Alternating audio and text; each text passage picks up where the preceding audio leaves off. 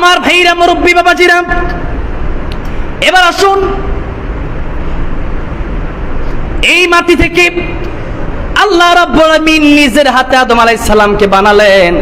আদম আলাইহিস সালাম থেকে আমরা আসলাম এই পর্যন্ত আস্তে আস্তে। কথা অনেক লম্বা ছিল, আজকে আর বলতে পারবো না। এবার আসুন লাস্ট কথাটা বলে দেই, আমরা কোন জায়গা থেকে আমাদের একটা নাগরিক, এই যে বাংলাদেশের নাগরিক, আমরা শুধু আমরা বাংলাদেশের নাগরিক না, আরেকটা জায়গার নাগরিক আমরা আছি, যেই জায়গার ভিতরে আল্লাহ যেতে বলেছেন। ওই জায়গাটা কোন জায়গা? জান্নাত না? মূল কোন জায়গা? এবার দেখুন, শেষ কথাটা বলি। আমি আসলাম আমার বাবা থেকে, আপনি আসলেন আপনার বাবা থেকে, আপনার বাবা আসছে কার থেকে? আপনার দাদা থেকে, আপনার দাদা আসলো আরো পূর্বে যারা ছিল এদের থেকে। এরা আস্তে আস্তে আস্তে আস্তে মূল কোন জায়গা? আদম আলাইহিস সালাম আর মা হাওয়া আলাইহাস সালাম, এই দুইজনের কাছ থেকে আমরা আসছি। আদম আলাইহিস সালাম আর হাওয়া আলাইহিস সালাম তারা আসলো কোন জায়গা থেকে? মাটির চামড়া থেকে। মাটি হলো কোন জায়গা থেকে? পানির ফেনা থেকে। পানির ফেনা হলো কোন জায়গা থেকে? পানি থেকে। আর এই পানি হলো কোন জায়গা থেকে? একটা সবুজ মুক্তা থেকে।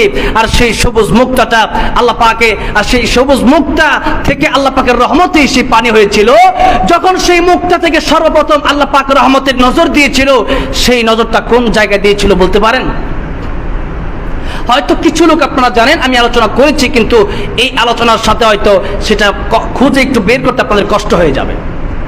আল্লাহ বলেন, ইন্না আউওয়ালা বাইতিন উদিআ লিন-নাসি লাল্লাযী বিবাক্কাতা মুবারাকান ওয়া হুদাল লিল-আলামিন।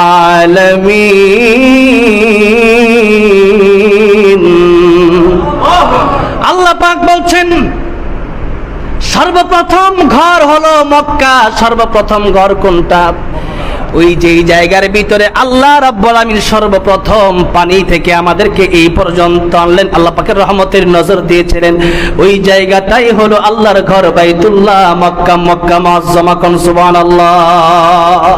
এইজন্য সেই মক্কা মুআজ্জামায় আমরা যাই, সেখানে যারা যায় বারবার তাদের যেতে মনে চায়। এই পর্যন্ত কেউ বলে নাই যে হুজুর একবার আসছি আর যাইতে মন চায় না, ভালো লাগে না। দুনিয়ার একটা জায়গা গেলে দ্বিতীয়বার যাইতে মনে নাও চাইতে পারে, কিন্তু সেই বাইতুল্লাহ গেলে মনে চায় যে বারবার যায়। ঠিক না ঠিক?